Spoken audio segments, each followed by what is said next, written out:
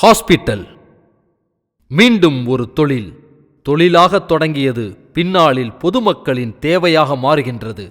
ஆமாம், மருத்துவத்தில் இறங்குகின்றார் பொன்னையன். அவர்களுக்கு மருத்துவத்தை பற்றி எந்த அனுபவமும் கிடையாது.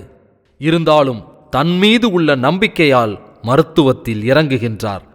கேரளா பாரசாலை என்ற ஊரில், அதாவது தமிழ்நாட்டின் எல்லை முடிவு, கேரள எல்லை ஆரம்பம், அங்கு அமைந்திருக்கும் ஊர்தான் பாரசாலை.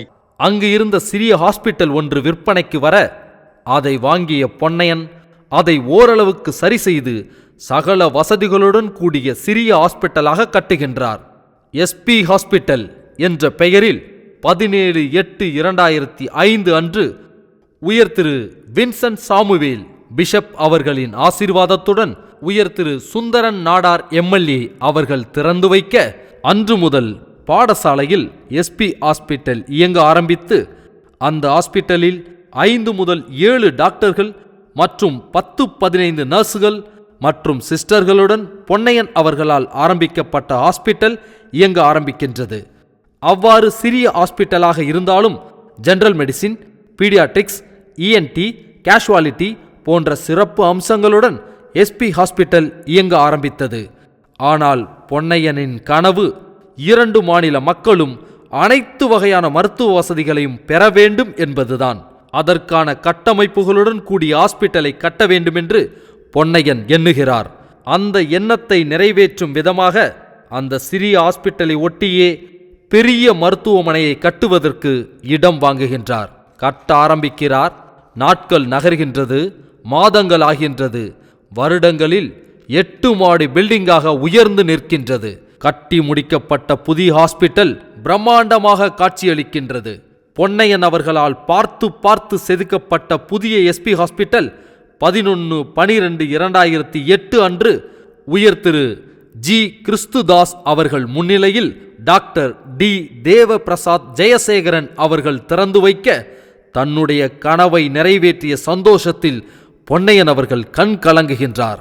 பொன்னையன் அவர்கள் தனக்கு அனுபவமே இல்லாத துறையை தேர்ந்தெடுக்க தன் சொந்த பந்தங்களாலும் நண்பர்களாலும் வேண்டாம் என்று தடுத்த போதும், என்னால் முடியும் என்ற பொன்னையனின் தன்னம்பிக்கை இன்று 8 மாடிகளுடன் கூடிய எஸ்பி ஹாஸ்பிட்டல் மிக பிரம்மாண்டமாக காட்சியளித்துக் கொண்டிருக்கிறது.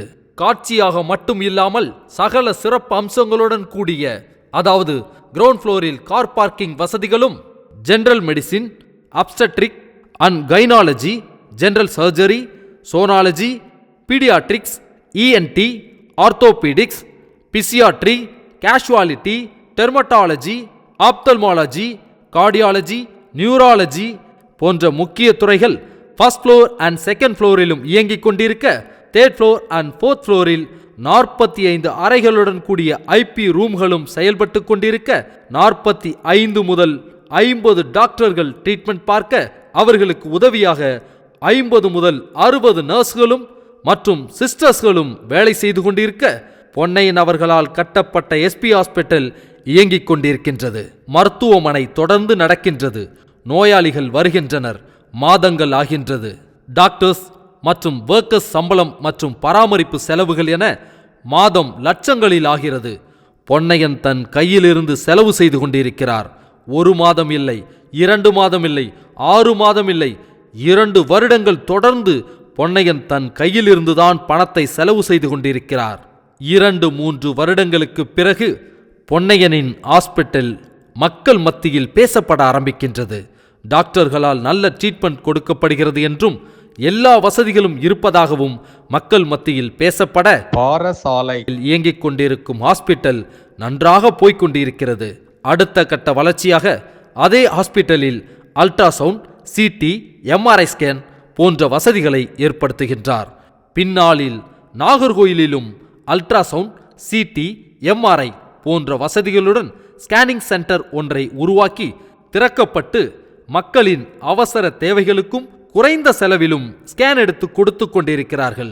இப்படியாக தன் வாழ்க்கையில் நினைத்ததை சாதிக்கும் தன்னம்பிக்கையும் உழைப்பும் கொண்ட பொன்னையன் தனக்கு துளிகூட அனுபவமே இல்லாத மருத்துவத்துறையில் இறங்கி இன்று வரையில் வெற்றிகரமாக ஓடிக்கொண்டிருக்கும் விடாமுயற்சியின் வெற்றி நாயகன் பொன்னையன் அவர்களை பார்த்து மருத்துவர்களுக்கும் தொழிலதிபர்களுக்கும் ஆச்சரியம்தான்.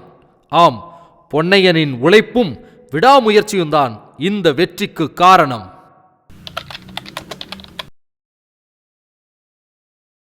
Like, subscribe, share.